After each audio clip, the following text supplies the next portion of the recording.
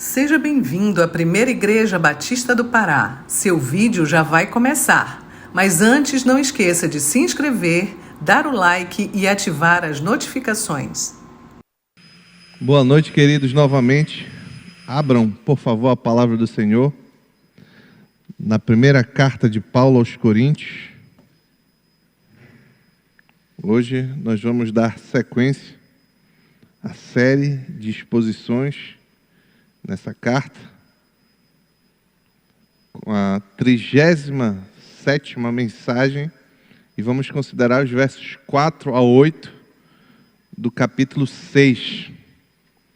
Enquanto os irmãos vão abrindo, eu quero fazer um breve comentário.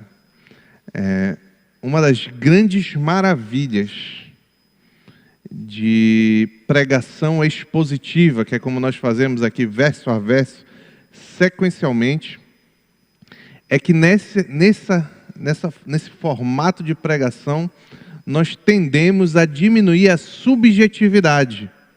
Não é o pastor que escolhe o que vai pregar, é a sequência, é o próximo versículo. Isso é uma bênção. Eu entendo que é a melhor forma de fazer o que Deus comanda na palavra, de que o pastor deve pregar e ensinar todo o conselho de Deus. Então, não é o pastor André, não é o pastor Paulo, não é o pastor Raik que escolhe o que vai pregar, simplesmente terminou no terceiro, no sábado último, e agora nós vamos pegar o quarto, e assim, com a graça de Deus, o Senhor nos manter vivo até o final. Dito isso, vamos à introdução. 2 pensamentos deveriam ser comuns a todo ser humano que quer ser sábio. Se você quer ser sábio, esses 2 pensamentos devem ser comum a você, assim como a mim. O primeiro é: em qualquer assunto, opinião, conclusão e etc., eu posso estar errado. Não quer dizer que eu estou errado, nem que você está errado. Quer dizer que você deve considerar sempre e refletir bastante e saber que você pode estar errado. O segundo pensamento é que sempre tem alguém melhor do que eu, independente da área.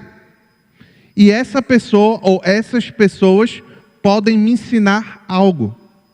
Vou repetir, se você quer ser sábio, tenha em mente que independente de qual for a sua área, qual for a sua dúvida, no que você estiver fazendo, sempre tem alguém melhor que você. O problema de ignorar o primeiro desses pensamentos é que nós podemos fazer papel de tolos ignorantes, achando que temos total controle da situação, mesmo estando completamente perdidos. Vou dar um exemplo recente, tosco, mas verdadeiro. Eu precisava ir num otorrinolaringologista. Olha, saiu bem, né? Pensei que ia me embananar. E aí eu cheguei no prédio lá de exame, de médico, e aí eu dei a minha carteira de identificação e perguntei pro rapaz lá da portaria qual era o apartamento. Aí ele disse, 1504. Aí, tá bom. Fui, subi, 1504, procurei. Aí tinha lá uma porta de vidro, só estava escrito assim, 1504. Aí eu entrei, dei a minha carteira para atendente.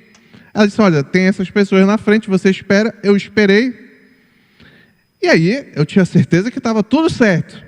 E por que eu tinha certeza que estava tudo certo? Eu não fui checar no meu celular o que a minha esposa tinha me mandado.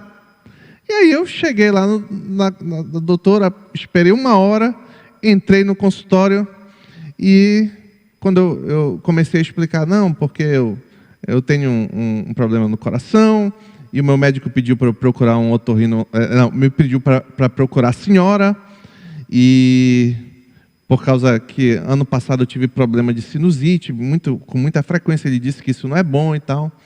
Aí a doutora me olhou assim, disse assim, tá, tudo bem, mas deixa eu lhe explicar. E ela começou a falar várias coisas como se a orientação do meu médico fosse errada. E aí é curioso, porque na minha concepção, meu médico é muito bom. Ele não costuma errar assim, né? Tá. Aí no final ela disse assim: mas, se eu puder lhe orientar, eu acho que você deveria procurar um otorrinolaringologista. Moral da história, eu estava em outro médico. Eu fui no consultório errado. E eu fiquei 1 hora lá na fila, achava que estava certo, não fui consultar o que a minha esposa tinha escrito no WhatsApp e acabei sendo atendido por um hepatologista, que não tem nada a ver, eu não sei nem o que o hepatologista cuida. Então, esse é um exemplo. Nesse caso, como diz o ditado, eu estava mais perdido do que cego em tiroteio.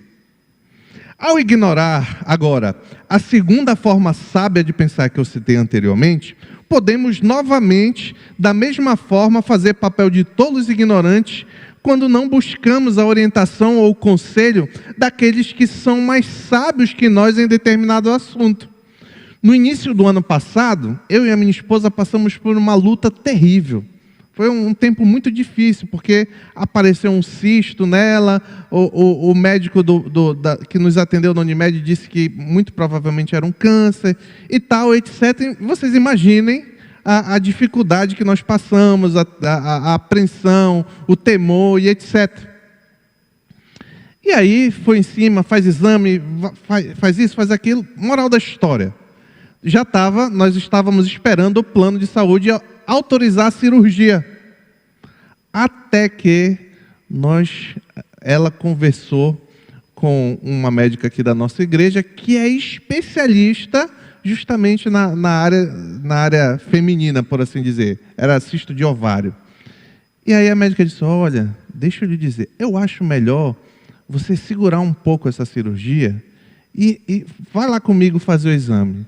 Aí ela foi, quando ela fez o exame, o cisto já estava bem menor, já estava quase sumindo, e depois de um tempo sumiu. Por quê? Porque é um cisto que é possível dar em mulheres que acabaram de ter filho há pouco tempo, relativamente pouco tempo. Então, como nós não fomos no especialista, a minha esposa poderia ter sido submetida a uma cirurgia, tirado um dos ovários e sem necessidade alguma. Graças a Deus está tudo bem.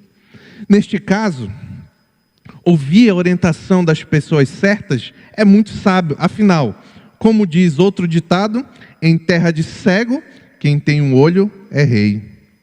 Os irmãos litigiosos na igreja de Corinto, aqueles que processavam os outros, estavam errados nessas duas áreas, se recusando a reconhecer a própria ignorância e desobediência, e ainda estavam procurando juízo, conselho entre os tolos e ímpios do mundo.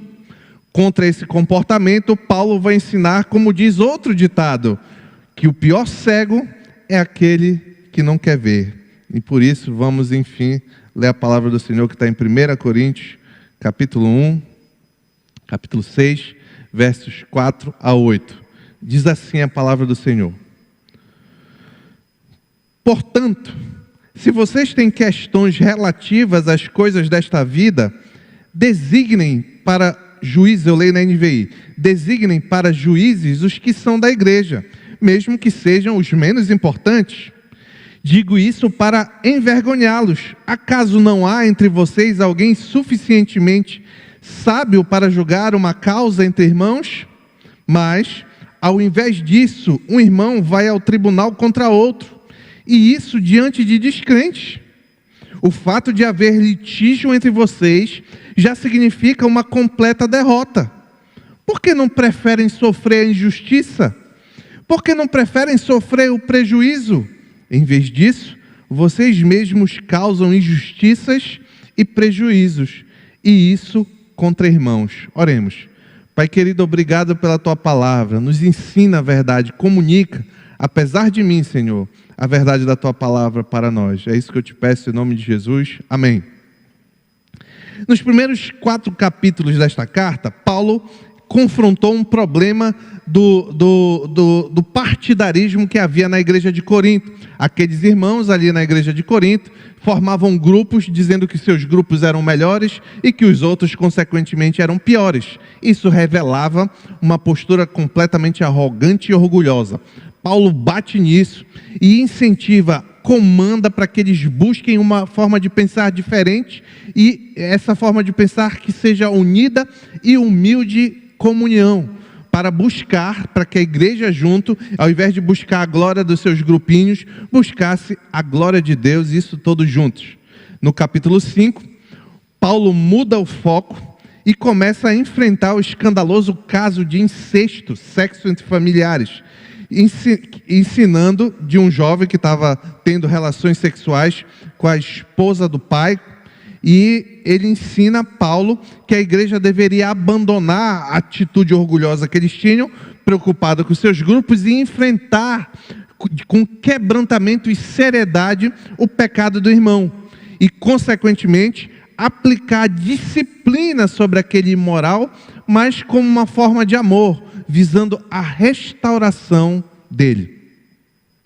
No capítulo 6, onde nós estamos, vemos Paulo lidando agora com outro problema, especificamente quanto ao caso dos irmãos ali na igreja de Corinto, que estavam processando uns aos outros perante os tribunais da cidade. E aqui, eu já falei no sábado passado, não eram processos criminais, não tinha a ver com assassinato, estupro, nada disso. Era processos de bens materiais, demandas materiais. E tinham irmãos processando uns aos outros. Nós vimos então, no último sábado, quando consideramos os versos 1 a 3 do capítulo 6, Paulo reprovando esse comportamento e utilizando como principal argumento contra a visão escatológica, aquilo que a igreja está separado para a igreja no final dos tempos. Ele diz assim, no verso 2, volta um pouquinho lá, 1 Coríntios 6:2. Olha o argumento de Paulo para confrontar, para reprovar esse tipo de comportamento. Vocês não sabem que os santos hão de julgar o mundo? Pula para o 3, ele faz outra pergunta. Vocês não sabem que nós, os santos, a mesma coisa, haveremos de julgar os anjos? Então Paulo traz o argumento escatológico daquilo que vai acontecer quando os santos, os crentes reinarem com Cristo, e quando os anjos caídos serão julgados por Cristo e por aqueles que reinam com Ele. Paulo aponta que se nós temos tal destino, nós temos tal responsabilidade última, será que nós não podemos resolver esses problemas se você entrou com a cerca no meu terreno, ou se eu peguei o teu boi, ou se eu peguei um bezerro teu e não te paguei, etc.? É isso que Paulo está dizendo. Então não recorra para ímpios que não entendem das coisas do Senhor, que não têm discernimento espiritual, mas resolvam na igreja. Paulo começou a tratar disso nos versos 1 a 3. Hoje vamos dar sequência ao argumento de Paulo e concluir o argumento de Paulo contra esse problema específico que ocorria na igreja. O primeiro ponto eu chamei de juízes cegos. Juízes cegos. Está lá no verso 4. Diz assim, portanto, NVI, tá? E eu vou já explicar porque eu estou ressaltando isso. Portanto, se vocês têm questões relativas às coisas desta vida, designem para juízes os que são da igreja, mesmo que sejam os menos importantes. As traduções, preste atenção que isso aqui é importante para entender esse texto. As traduções desse versículo, em particular o versículo 4, variam muito com respeito à pontuação e interpretação. Se você tem outras versões, revista e atualizada, por exemplo, você já percebeu que está diferente do que eu li aqui, tá bom? Se você tem NVI, está igual, é claro. Então, aqui, para a gente conseguir compreender, a gente precisa enfrentar um pouco esse problema. Segundo, a parte B do verso, segundo a NVI, a parte B do verso, ela é uma ordem, é um comando, como eu li. Paulo diz assim: designem para juízes os que são da igreja. Segundo a revista e atualizada, é uma declaração de fato. Paulo não está comandando, ele está dizendo: constituís um tribunal daqueles que não têm nenhuma aceitação na igreja. E segundo, uma outra versão que eu estou usando, a English Standard Version, é uma pergunta. E aqui é uma tradução livre. Paulo diz assim: então, se vocês têm esse tipo de casos, essas demandas, por que vocês apresentam perante aqueles que não têm posição, aqueles que não fazem parte da igreja? Lembrem que essas divergências são possíveis, uma vez que os manuscritos gregos foram escritos sem pontuação. Logo, os tradutores dos textos precisam determinar o sentido ou esclarecer o sentido à luz do contexto. E é à luz do contexto que eu quero que você acompanhe, que eu vou tentar explicar e dizer aqui a minha opinião quanto ao que eu acho que é o correto. Observe a parte que estamos lendo como um todo. Os 6 primeiros versos deste capítulo contêm uma série de perguntas. Assim, um comando imperativo, uma ordem, ou apenas uma constatação de um fato, parece não natural e interrompe o fluxo do argumento do apóstolo Paulo. Por isso, me parece lógico aceitar que o verso 4 o verso 4 como sendo mais uma pergunta retórica que Paulo faz, como traduziu a ESV, como eu disse.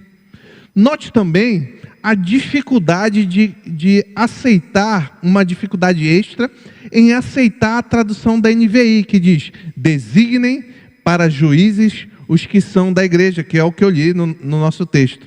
Essa dificuldade extra acontece porque na última parte do verso, estaria Paulo então incentivando, queria dizer que Paulo estava incentivando os irmãos a procurarem os irmãos menos importantes para resolver os casos, as contendas dentro da igreja?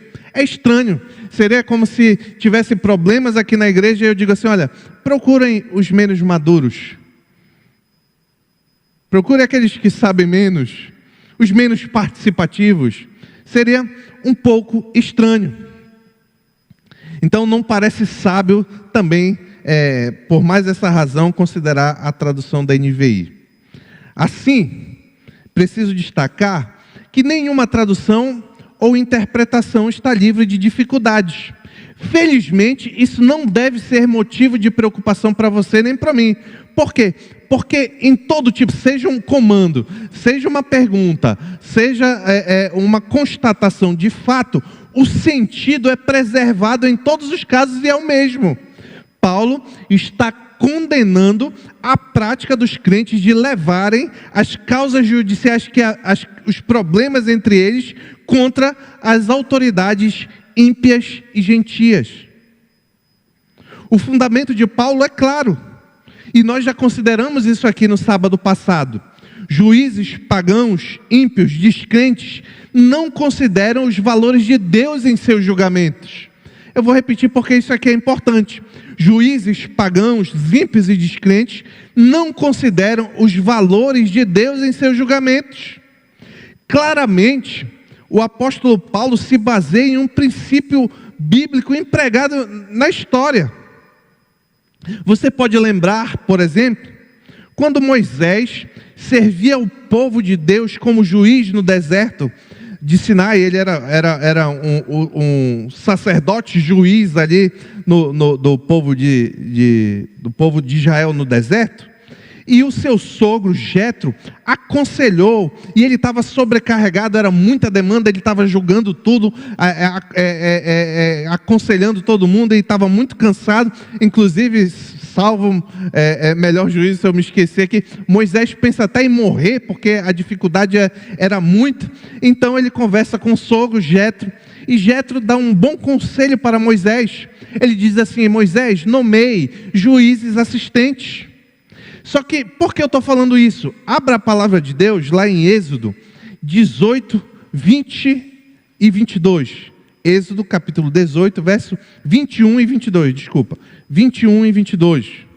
Note o conselho, a particularidade aqui do conselho de Jetro para Moisés.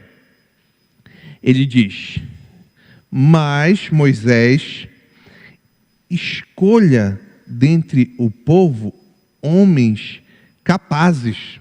O que são homens capazes na visão de Jetro? Está aqui: tementes a Deus, dignos de confiança e inimigos de ganho desonesto.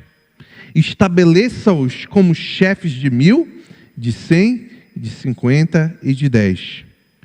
Eles estarão sempre à disposição do povo para julgar as questões. Note que não foi qualquer pessoa. Note que o juiz aconselhado, é ensinado para aconselhar, para julgar, para decidir, para apaziguar ali as demandas que porventura existissem, precisavam ser tementes a Deus, dignos de confiança e inimigos de ganho desonesto. É nesse sentido, usando esse mesmo princípio, que Paulo está dizendo para a igreja de Corinto não se aproveitar de juízes mundanos, que não são tementes a Deus, não são dignos de confiança e não há certeza se são inimigos que não são gananciosos ou inimigos de ganho desonesto. E aqui já tem algumas lições para mim e para você. Primeiro, eu vou repetir porque o texto repete o que eu já disse no sábado passado. Em nenhuma hipótese um irmão deve processar outro perante ímpios. Isso aqui é muito objetivo, está claro no texto. Em nenhuma hipótese um irmão deve demandar contra outro irmão perante autoridades para resolver problemas materiais, para resolver problemas de caráter civil, excluído se eu vir um irmão assassinando alguém, eu vou denunciar o irmão. Eu estou excluindo questões criminais, porque o próprio Deus estabeleceu o Estado com essa finalidade de trazer justiça contra os crimes penais. Dito isso, precisamos entender que a igreja, como uma família, deve buscar resolver os problemas entre seus irmãos internamente, que é o local apropriado. É este o princípio. Paulo está dizendo, não busca lá fora, resolve na igreja. Por que vocês vão julgar os anjos? Por que vocês vão julgar o mundo? Por que vocês estão levando para aqueles que são ímpios? Para aqueles que não compreendem da verdade de Deus? Juízes ímpios que não temem a Deus, não possuem uma cosmovisão bíblica, não creem na palavra de Deus, são suscetíveis a serem dominados, são escravos do pecado e dos interesses pessoais. Juízes, como nós vemos constantemente, corruptos, que não foram regenerados pelo Espírito e por isso não se importam com as coisas do Espírito, não discernem as coisas do Espírito. São guiados não pela palavra de Deus, não pela vontade de Deus, mas por ideologias políticas, por ideologias sexistas, por apoiar movimento LGBT, feminismo, etc. É esse tipo de juiz que está votando aí, mundo afora, não só no Brasil, mundo afora, juízes, governantes, parlamentares estão aprovando em diversas áreas no decorrer dos últimos anos o aborto. Paulo está dizendo, não leve a causa de vocês para esses homens. Eles são cegos, são ímpios, não podem ver, não creem na palavra do Senhor, não têm os mesmos princípios e moral que você tem. Não foram nascidos de novo, são escravos do pecado, gananciosos, mentirosos. E aí vai, tem muita coisa aí. Segundo ponto. Juízo entre irmãos. Está lá no verso 5 e 6. Diz assim o apóstolo Paulo: Digo isso para envergonhá-los. Acaso não há entre vocês alguém suficientemente sábio para julgar uma causa entre irmãos? Mas, ao invés disso, um irmão vai a outro tribunal contra outro irmão, e isso diante de descrentes. Os cristãos em Corinto já deveriam ter entendido os princípios da fé cristã quanto às questões jurídicas. E como consequência desse entendimento, deveriam, ao invés de processar o seu irmão diante dos ímpios, buscar na igreja homens sábios e capazes para resolver as contendas entre eles. Do contrário, a seguinte pergunta que Paulo faz no verso 5, no início do verso 5, deveria, como ele diz no verso 5, envergonhá-los. Se eles não entenderem isso e continuassem fazendo o que estavam fazendo, a seguinte pergunta que eu vou já ler, envergonhava eles. É isso que Paulo está dizendo. O que envergonhava? Qual era a pergunta que envergonhava eles? Está aqui. Olha lá. Acaso não há entre vocês algum, e eu vou mudar aqui, ninguém suficientemente sábio para julgar uma causa entre irmãos? Ao apresentar essa pergunta, note a inteligência do argumento do apóstolo Paulo aqui. Ao apresentar essa pergunta, mais uma pergunta retórica, Paulo coloca o dedo na ferida da igreja de Corinto, especialmente considerando a tendência que eles tinham de serem orgulhosos. A resposta de um orgulhoso diante dessa pergunta deveria ser: Paulo, claro que tem gente sábia no nosso meio. É claro que tem, Paulo. É claro que tem, nós somos os melhores. No meu grupo tem gente sábia para isso, Paulo. Com esse argumento, com essa pergunta, Paulo orienta então que eles nomeiem, já que era a resposta esperada dele, que eles nomeiem esses sábios que tenham capacidade para atuar como mediador, para trazer harmonia à igreja. Lembrando o seguinte, que o sábio segundo os valores do reino é diferente do sábio do mundo. O sábio segundo os valores do reino, ele não age como um juiz que profere sentenças e quer condenar e quer decidir, etc. Mas muito mais como aquele que busca mediar, busca unir as partes em um acordo mútuo, fundamentados, claro, e sempre no amor e obediência cristã. Veja como a maneira de pensar de um julgador crente, um julgador santo, separado por Deus, deve ser diferente. Olha o que Paulo diz em Romanos 12, versos 17 e 18. Olha, aqui é o princípio que deve ser esperado de um julgador sábio, cristão. Não retribuam, a todo crente, mas eu estou aplicando esse caso. Não retribuam, Romanos 12, verso 17.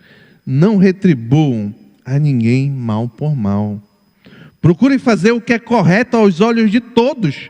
Façam todo o possível para viver em paz com todos. A mentalidade é diferente. Assim, apesar da resposta positiva à pergunta retórica de Paulo, tem gente orgulhosa, tem gente sábia aqui no nosso meio, a prática da igreja estava apontando para o contrário. Eles estavam vivendo, quando levavam o processo para fora, quando levavam as demandas diante das autoridades para fora, eles estavam vivendo como se ali não tivesse nenhum sábio. É o que Paulo constata no verso 6, 1 Coríntios 6. Mas, apesar, olha como Paulo o nome disso aqui, se eu não me engano, é diatribe. Paulo faz uma pergunta, a resposta é lógica, e ele já argumenta a resposta lógica que vem à mente. Paulo é demais. Muito complexo, Paulo. Aí ele diz: tem sábio entre vocês? Já é a pergunta esperada, a resposta esperada. Mas ao invés disso, um irmão vai ao tribunal contra outro irmão, e isso diante de descrentes. Esse versículo 6 pode ser entendido, e aqui é o mesmo problema do versículo 4, como uma exclamação ou uma pergunta. E pelos mesmos argumentos que eu já apresentei quanto ao o versículo 4, eu acho que novamente nós devemos entender esse verso 6 como uma pergunta, como a ESV traduz novamente. Ela versa assim: mas irmão vai a tribunal contra irmão, e isso perante os descrentes? Ou seja, o significado é o mesmo. Então não há sábio entre vocês. Lembrem o fato de que um cristão levar um irmão à justiça já é prova suficiente de que ele está desobedecendo o amor de honrar a Deus e amar ao próximo, porque não faz, desobedece a Deus e não demonstra amor para o próximo. Dentro da comunidade cristã, essa lei régia ou lei superior do amor precisa funcionar sem restrições, sob pena de prática de pecado contra Deus, como o apóstolo Tiago ensina. Tiago, capítulo 2, versos 8 e 9.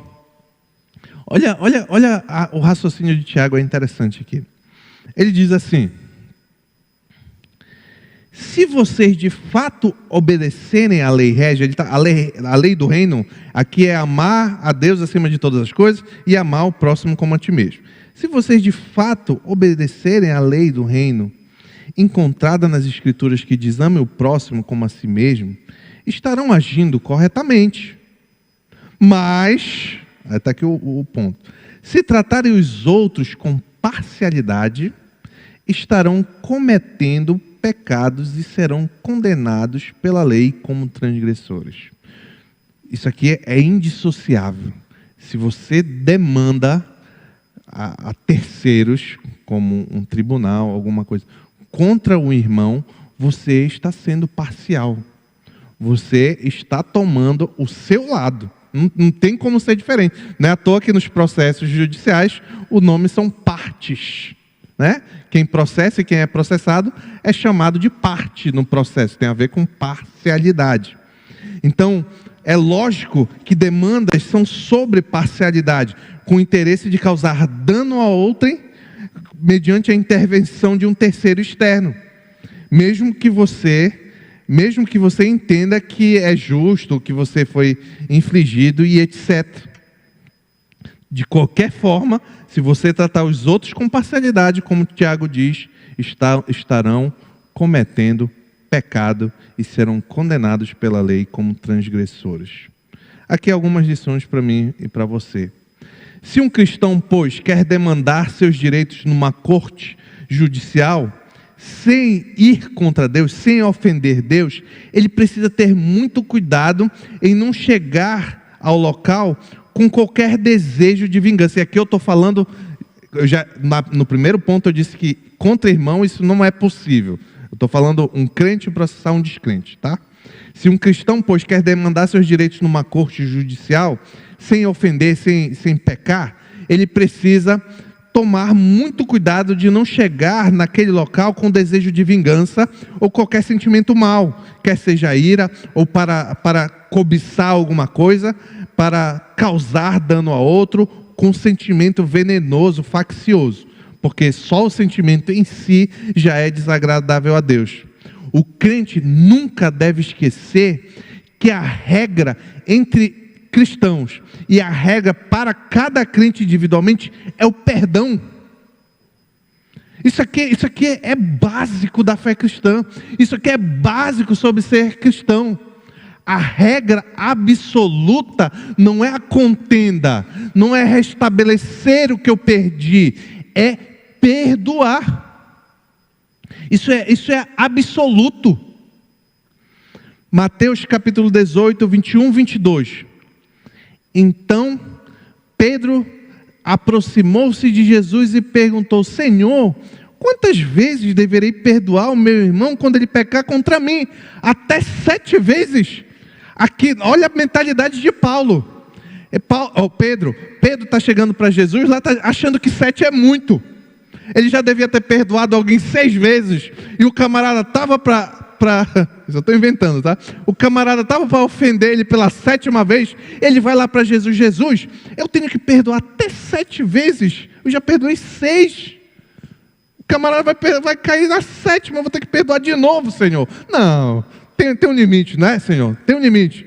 Aí Jesus disse: olha, Jesus respondeu: eu lhe digo, não até 7. Aí Pedro, sabia, agora ele se lascou. Ele diz, mas 70 vezes 7. Quando eu li esse texto a primeira vez, eu não consegui fazer de cabeça quanto era 70 vezes 7.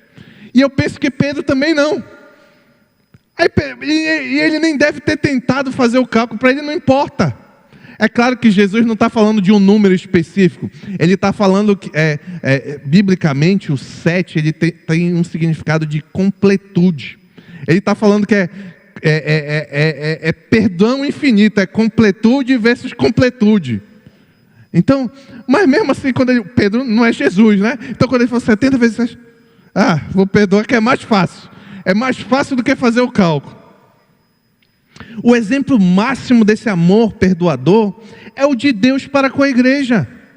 Eu e você, nós somos naturalmente merecedores da ira de Deus, devedores de Deus por causa dos nossos pecados, mas ainda assim, Ele não demanda contra nós.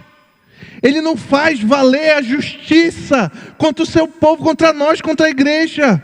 Não, pelo contrário. Ele faz o completo oposto. É um perdão de tal monta que ele entrega o Filho para perdoar os nossos pecados.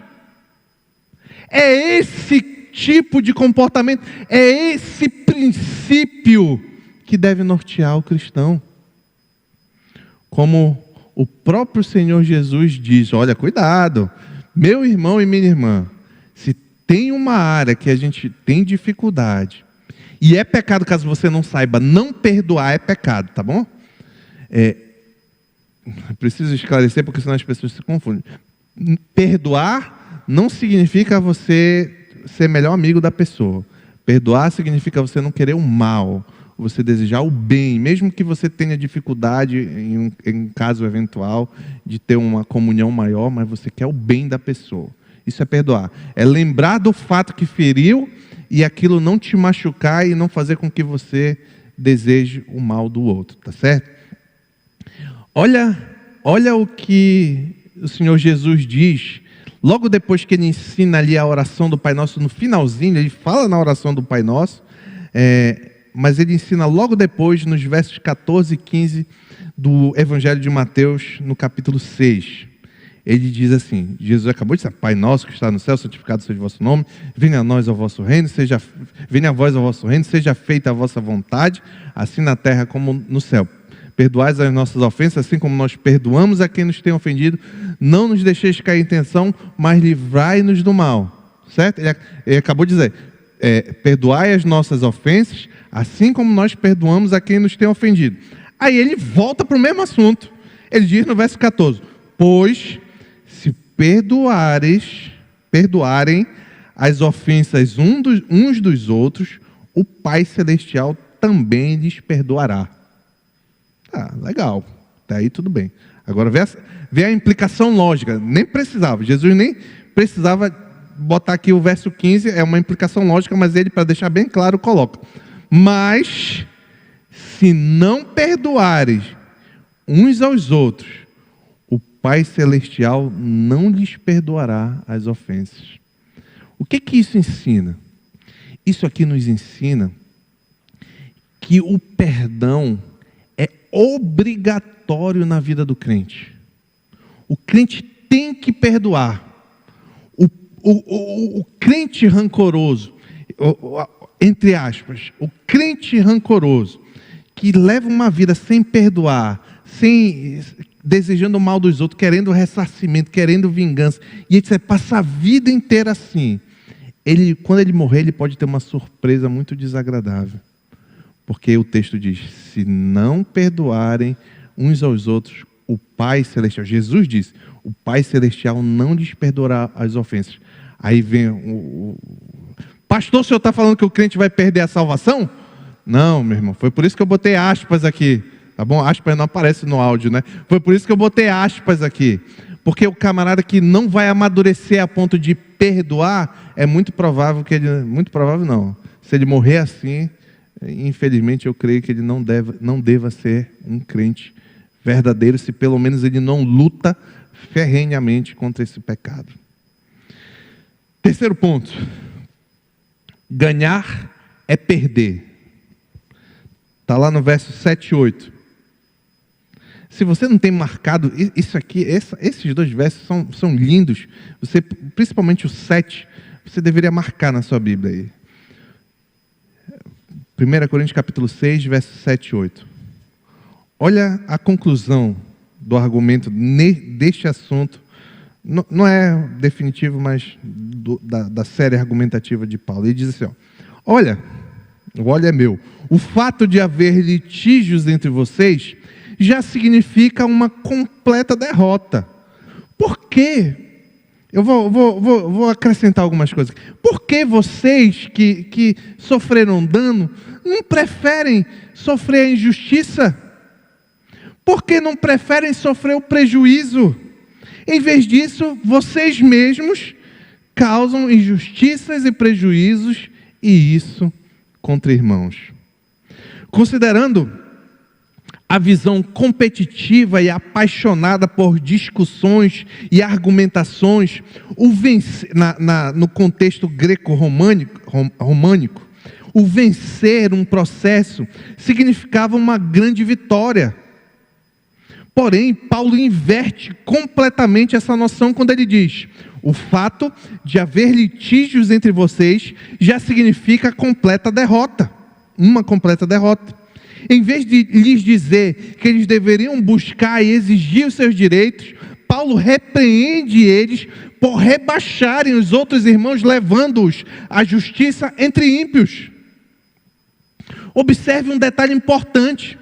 Neste verso, Paulo se dirige não só aos que estavam fazendo aquilo, mas a toda a igreja. Ele diz: entre vocês, para salientar que essa derrota que ele diz é completa, e não apenas quanto aos irmãos envolvidos, mas também da própria igreja como um todo. O que Paulo está querendo comunicar aos coríntios aqui é simplesmente isso. Mesmo que um juiz dê ganho de causa a você que está reclamando, o processo judicial já teve um efeito danoso sobre o acusado e também sobre toda a comunidade cristã, sobre toda a igreja. Independente se a causa objeto da demanda é justa ou injusta, se um crente apresenta demanda contra outro crente, continua sendo, como Paulo diz, uma completa derrota. Paulo vai ensinar isso novamente por meio de pergunta retórica. Por que não preferem sofrer o prejuízo? É como se Paulo estivesse pegando o irmão que foi lesado, que o outro roubou os bois dele. Ele diz assim: eu sei que você sofreu o prejuízo, mas você demandar contra o que roubou os seus bois é pior. É melhor você sofrer o prejuízo, porque você vai macular a imagem da igreja de Cristo. Aqui, não se engane, Paulo está atribuindo valores a comportamentos aqui. Para Paulo, é melhor sofrer uma injustiça, é melhor ser lesado do que causar dano a outro e à igreja. E isso, pasmem, não deveria surpreender a mim nem a você. Vou repetir porque isso aqui é muito importante. É melhor sofrer dano, é melhor sofrer prejuízo do que causar dano a outro e à igreja. Isso não deve nos surpreender como cristãos, isso é básico também. Jesus ensinou, Mateus capítulo 5, versos 38 e 40. Vocês ouviram o que foi dito: olho por olho, dente por dente. Mas eu lhe digo, não resistam ao perverso. Se alguém o ferir na face direita, ofereça-lhe também a outra face. E se alguém quiser processá-lo, olha o exemplo que o Senhor Jesus usa aqui. E se alguém quiser processá-lo e tirar-lhe a túnica, ou tirar o bem material, é isso que ele está falando, tirar-lhe a túnica, deixe também que leve a capa. Mas não vai contra. Paulo, voltando para Paulo, e Paulo deixa muito claro isso. Ele diz: por que não prefere sofrer injustiça? Por que não prefere sofrer o prejuízo? Em outras palavras, Paulo está dizendo que é melhor sofrer o dano material, ser fraudado, do que causar dano ao irmão e à igreja de Cristo. Há um contraste para Paulo e o que deveria ser para nós, o dano ao espiritual, ao testemunho da igreja de Cristo tem muito valor, muito maior do que a questões entre vocês materiais.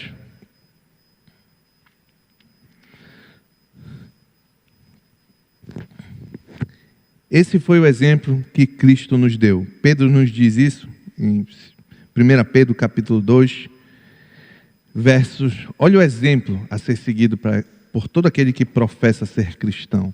1 Pedro capítulo 2, versos 19 a 21. Esse é outro texto lindo. Se quiser marcar, que você tem hábito de marcar, aconselho a marcar esse aí. Pedro diz: porque é louvável que por motivo de sua consciência para com Deus, ou seja, para agradar a Deus, alguém suporte aflições sofrendo injustamente. Pois que vantagem há em suportar açoites recebidos se você cometeu o mal? Se você cometeu o mal, tem que ser açoitado mesmo, é isso que ele está dizendo.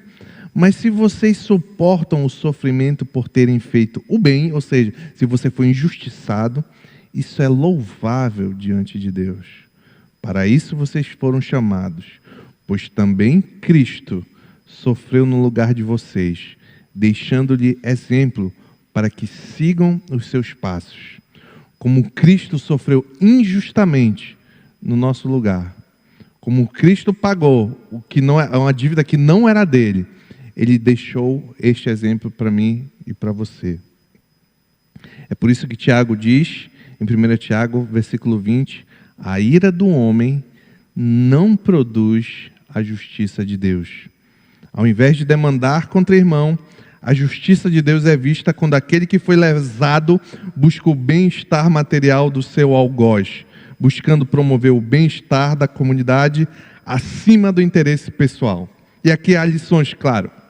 Primeiro, eu e você não somos o centro do mundo. Escuta isso aqui, meu irmão. Eu e você não somos o centro do mundo. O bem da igreja, a paz na comunidade, o bem-estar geral tem valor muito superior à minha, à sua vontade ou mesmo os nossos direitos, ainda que sejam legítimos. Sofrer o dano é melhor do que contender. Você quer agradar a Deus? Quando você for prejudicado, confie na justiça divina e, se necessário, se aplique os passos da disciplina eclesiástica. Leva para um irmão, leva para outro irmão, para dois irmãos, e se não der certo, leva para a igreja. E a igreja tem autoridade concedida pelo Senhor Jesus Cristo para julgar os casos. Mas você não inflija o mal, não busque que um terceiro de fora da igreja inflija o mal ao seu irmão. Inflija o mal ou julgue o seu irmão.